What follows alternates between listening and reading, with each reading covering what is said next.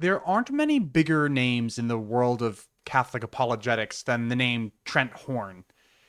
In some ways, Trent is the face of Catholic answers.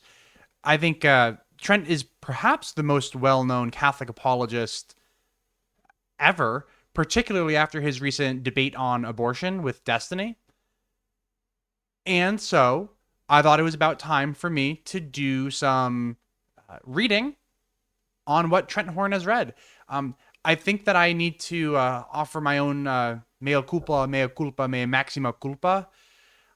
I've never read a Trent Horn book, not one. I've read a lot of Catholic apologetics. I've listened to a lot of Trent Horn. I call into Catholic Answers fairly frequently. I mean, I called in last week, and I've never read a Trent Horn book. All of that is about to change. And I thought that it would be fun for me to read Answering Atheism by Trent Horn, subtitle How to Make the Case for God with Logic and Charity, as a starting point. Trent has some books that are geared more towards Protestantism that, frankly, I probably won't ever read, not unless I convert to Protestantism. But I think that Answering Atheism would be a good place for me to start for a few reasons. First, this book is, I think, like 10 years old now. So while it's possible that Trent's views have changed since then, I imagine that this book is a good like entry into the work of Trent Horn, probably. And something else too is that, so I'm not an atheist, right? I call myself an agnostic, but there's something that's actually right in the beginning of this book that kind of challenges, whether Kevin is an agnostic or an atheist. So I think this is going to be a good read. I'm excited to dive into it. And this is also going to be the first video in a series of videos where I'm reviewing Answering Atheism. I'm going to read the whole book, and there is no way that I could fit the whole book into a single video and have it be less than an hour. I like making my hour-long content. However, I also like making stuff that's a little bit more bite-sized. I think it's just like a little bit more easily digestible. And so this first episode is going to be mostly easily digestible, mostly bite-sized. But I suspect that further on in the book, I will need to make more lengthier responses. Let's switch over to the presentation view. This is Answering Atheism by Trent Horn. The way that this book is divvied up is that there are three parts. Part one, the God debate.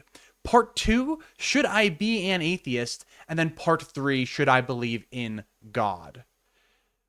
For today's episode, I'm really just giving an overview as to this series, so you can expect at least a couple more videos from me on this. And I will go through part one because that's all that I finished to date, and because it's short enough that I could fit that into an intro video.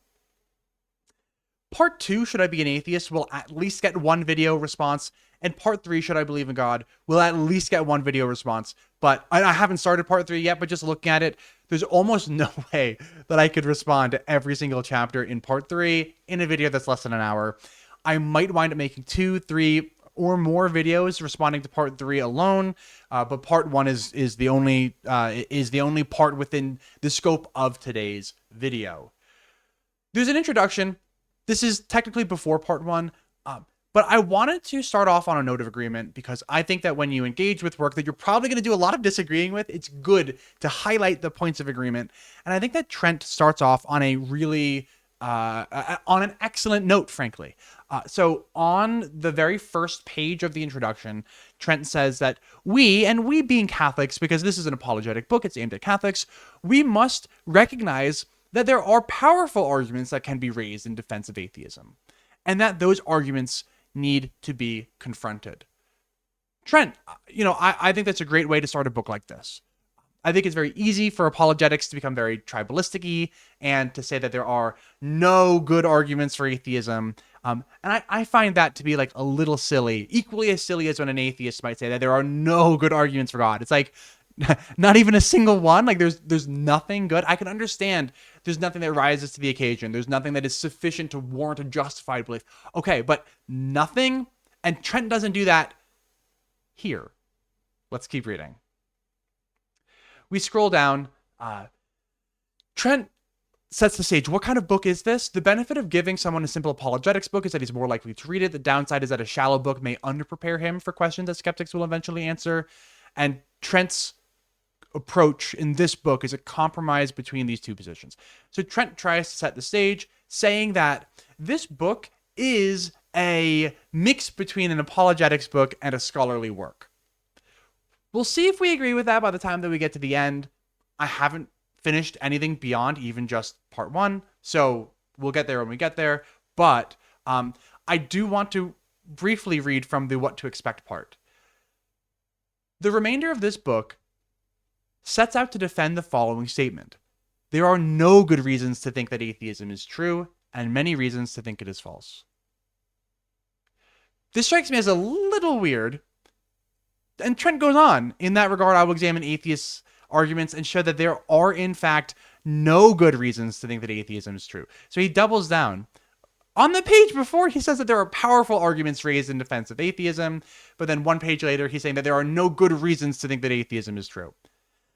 Trent is delineating here between a powerful argument and a good argument, I suppose. So not all powerful arguments are good arguments. Trent thinks that there are powerful arguments for atheism, but not a single good one. So something could be powerful, but not good. That's a little weird. He ends by saying, my goal is to show that there are good reasons to think that God exists and no equally good reasons to think that atheism is true. Okay. I'm totally happy with that statement. I'm also totally happy when an atheist says something like, there's no equally compelling reasons to think that theism is true. Again, you're not saying that there are no good reasons. You're saying that there's no equally good reasons, and I'm fine with that. But these red highlight parts, Trent says it twice. He says that there is no good reasons to think that atheism is true. No good reasons strikes me as very certain, too certain perhaps, apologetic even, rather than scholarly. And this seems especially weird, given that Trent recognizes that theists must confront powerful arguments.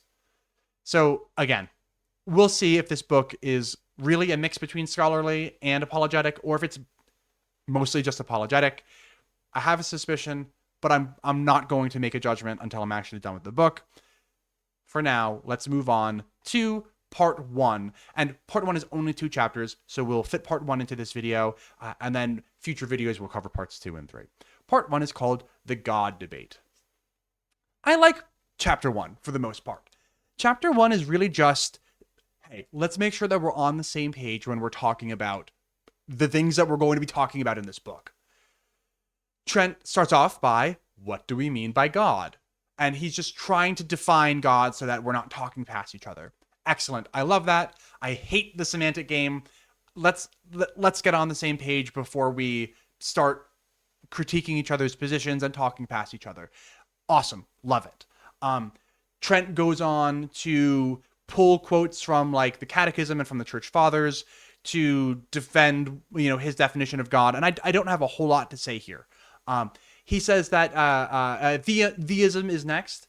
And again, no problem here. He just says that theists are people who think that there is a God. He does differentiate that from deism because deists believe that there's a God too. But so theism is probably like a personal God. So Christianity is a form of theism. And then he moves on to atheism. And this is where I actually do disagree. He starts off really strong. Atheism literally means without God and can be divided into either strong or weak types. Great. I highlighted in blue here Northern Arizona University just because my wife actually attended online at Northern Arizona University, so I just thought, hey, I've got a personal connection to that university. Now, Trent doesn't show NAU in good light, so that's why I said she was just online. She wasn't there in person. But anyway, Trent goes off the rails kind of quick here. Another name for atheism is naturalism, or the view that only the natural world exists. That's just not the case. That's not correct. Another name for atheism is not naturalism. Naturalism is in fact something quite different.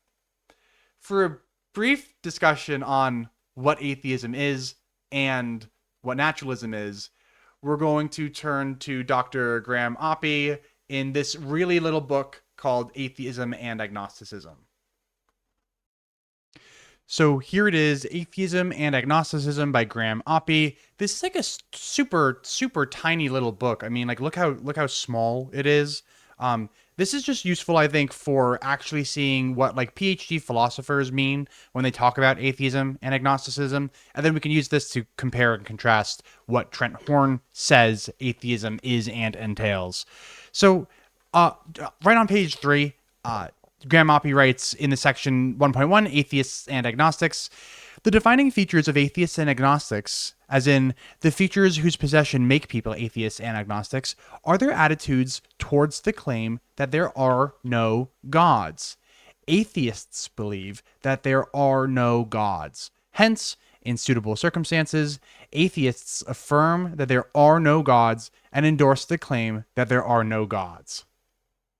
Then he moves on to agnosticism. There's nothing additional here. Atheism is strictly about not believing in gods or having a belief that there are no gods. That is it. Nothing about naturalism. Graham Oppy does have a section on naturalism, so I'm going to go ahead and skip forward to page 48. The section 3.11, concluding observations.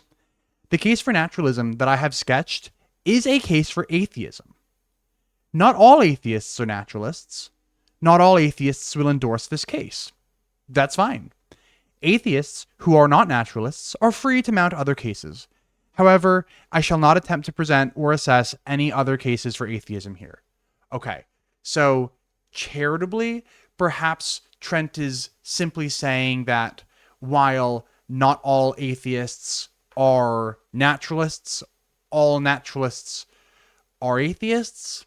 I don't even think that that's really the case, because I think that there are naturalist-friendly conceptions of God, and Trent addresses none of that, at least not in what I've read so far. Trent then goes on to kind of give the naturalism treatment of atheism, like the same treatment, just in materialism. He says atheism is sometimes called materialism, or the belief that only matter exists, and therefore an immaterial being like God does not. But atheism is not the same thing as materialism, because some atheists believe in the existence of immaterial things that are not God, like minds or numbers. So cool, I'm fine with that, Trent. The naturalism thing, not super fine with, for reasons we already discussed, so we'll move on. Getting our terms right, new atheism. I just kind of think that's funny, because new atheism is really not in the limelight anymore. This book is I said this book is like 10 years old. So I think this book was written shortly after shortly after Hitchens passed away. So I think this book came out in like 2013, and Hitchens passed away in 2011. So this book was written kind of like in response almost, I think, to new atheism. I'm not going to say a whole lot about new atheism. If you guys know me, I'm not like the biggest like new atheist person. Anyway, I do want to dwell a little bit on getting our terms right. Agnosticism. So Trent says something that I've kind of been saying for a long time too, so I'm going to agree here. Because agnostics seem more open-minded than atheism, many atheists are more apt to describe themselves like agnostics, even though they call themselves atheists. They say that an atheist is a person who lacks belief in a God, but is open to being proven wrong. But saying you lack belief in God is no more answers the question, does God exist, than saying that you lack belief in aliens, answering the question, do aliens exist? This is just agnosticism under a different name. And yeah, I mean, I largely agree. This is kind of like the whole, sometimes people get mad at me. They're like, Kevin, you're just an atheist and you're just like, not, committed enough to admit it. And like, no, and this is why Trent points out exactly why I call myself an agnostic. So Trent, point of agreement here. And now we're going to get into something that I'm not sure about. So Trent is trying to define weak agnosticism versus strong agnosticism. I used to be a weak agnostic. I'm slowly leaning more towards strong agnosticism. As in, I don't think it's possible to know that God exists. So I wrote, this is me, I think, and I traced the line towards strong agnosticism. That's a whole different video for a different day. I am happy to use these terms. Like, again, I don't really care a whole lot about etymology of words or anything like that. As long as, like, the Trent is clear about, hey, when I'm using these words, this is what I mean. Great, thank you for clarifying. That's kind of all I wanted. And then Trent talks about faith. He says God's existence, along with many other things that we think are true, cannot be demonstrated with 100% psychological certainty. Faith helps us overcome emotional doubt. But that doesn't mean belief in God is solely a matter of faith. Instead, saying one can prove God's existence is shorthand for saying that the balance of evidence is in favor of God's existence. It outweighs the evidence against God's existence. It's like saying that we can prove someone is guilty of a crime by using cumulative pieces of evidence that converge toward a particular verdict. So I'm cool with that. I really am. I don't think that everyone is on board with that, though. What I mean by that is that I think that there's a certain number of religious people who think that faith does provide certainty. Trent doesn't think that. I'm on board with Trent. I'm not on board with everybody else. Trent's specific definition of faith here is something that I'm cool with. I'm not really going to put up a whole lot of arguments. I just wanted to highlight that I think a lot of religious people kind of view faith as something that does give certainty, and Trent doesn't see it that way. So anyway, Trent points out that if God existed, then he could reveal himself to a human being by causing that person to have an internal awareness of God. I'm not certain that that's the case. We know, well, Catholics would admit that God can't do logically impossible things. Like God cannot make a married bachelor. That Trent Horn uses that example all the time. God could not possibly make a married bachelor. Why? Because that is a contradiction in terms. I suspect that a finite being like humans being able to have some kind of real awareness of God's existence might be kind of like a married bachelor. I'm not going to defend that in this video. I have an upcoming debate that you may be interested in. It is in September. It is with Chris State, the Christian, non-Catholic Christian apologist. It'll be over on Trinity Radio's YouTube channel. And that's enough of that for now. Trent, still talking about faith versus reason. He says that there are some things that can be known through reason alone, some things that can be known only through faith, and then there are some things that exist in the middle. He says that 2 + 2 = 4 can be known through reason alone, that God exists and objective morality exists is something that could be known through faith and reason, it sounds like, and then God as a trinity of three persons is something that is only available through faith. This may be pedantic, but I don't exactly agree with this diagram. As a nominalist, I don't think it's true that per se 2 + 2 = 4. And even if someone was a mathematical Platonist, that is still assuming that the logical laws hold. And there appears to be some kind of presuppositions going on here that may be a little advanced for the level of book that Trent is trying to write. Anyway, Trent ends something here saying, both atheists and theists have faith in a sense that they believe statements that cannot be proven with certainty. For example, almost everyone believes that the world is not a computer simulation like the Matrix, or that the laws of nature that operate today will operate the same way tomorrow. And I mean, yeah, like I agree, but I think that certainty matters here. What I mean by that is some religious folks will use faith as a certainty creating tool. I don't just believe that God exists, I am certain. I know that God exists, and I know through faith. I don't think that your average atheist type is going to say that they have certainty that the laws of nature will operate tomorrow the same way that they did today. They'll say that they believe that it's the case, and they'll have all the empirical evidence of the laws of nature always being the same in the past, so it seems like a fair assumption to think that they're going to continue in the future. But are they certain of it? No. They might be like maximally, like they might have some kind of like maximal belief in it, but it still doesn't rise to the level of certainty. Some religious people do use faith as that certainty creating tool. That's it.